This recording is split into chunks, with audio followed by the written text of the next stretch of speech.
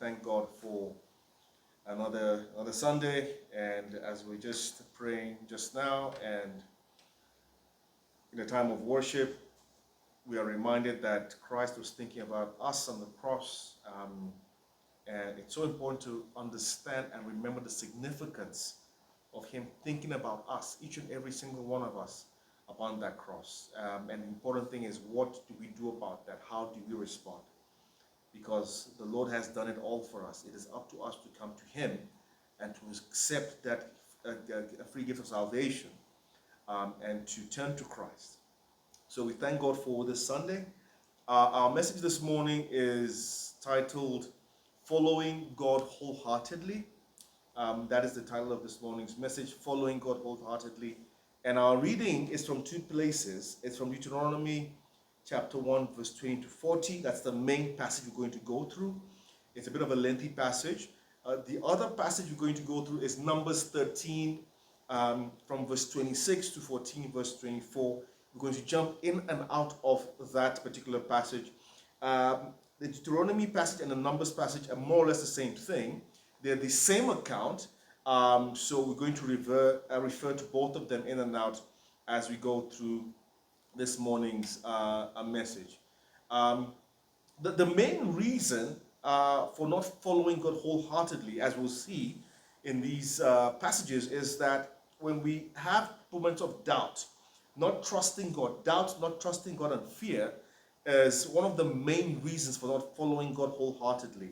And in this account in Deuteronomy, what we see is that we see both the reward for following God wholeheartedly, no matter the situation, and we see the consequences of not following God wholeheartedly as well. And these are important lessons that we have to take note of in our walk with the Lord. So we're going to see the reward of following God wholeheartedly and also the consequences of not following God wholeheartedly. So we have to look at our walk and our lives and ask ourselves, are we walking in faith or are we walking in fear? Because there is a reward and a consequence for both those situations. So we're going to read Deuteronomy chapter 1, verse 20 to 40, and then we'll get into the message. So it says that,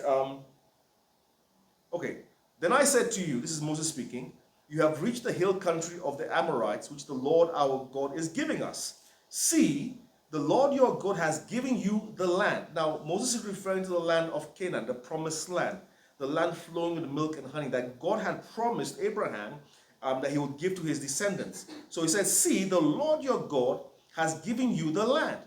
Go up and take possession of it, as the Lord, the God of your ancestors, told you. Do not be afraid. Do not be discouraged. Verse 22. Then all of you came to me and said, let us send men ahead to spy out the land for us and bring back a report about the route we are to take and the town we will come to. The idea seemed good to me, so I selected 12 of you, one man from each tribe. They left and went up into the hill country and came to the valley of Eshcol and explored it. Verse 25, taking with them some of the fruit of the land, they brought it down to us and reported, it is a good land that the Lord our God is giving us. Verse 26, but you were unwilling to go up. You were unwilling to go up. You rebelled against the command of the Lord your God. You grumbled in your tents and said, the Lord hates us. So he brought us out of Egypt to deliver us into the hands of the Amorites to destroy us. Where can we go? Our brothers have made our hearts melt in fear. They say the people are stronger and taller than we are. The cities are large with walls up to the sky. We even saw the Anakites there. Then I said to you, do not be terrified. Do not be afraid of them. The Lord your God, who is going before you, will fight for you as he did for you in Egypt, before your very eyes, and in the wilderness. There you saw how the Lord your God carried you as a father carries his son, all the way you went until you reached this place.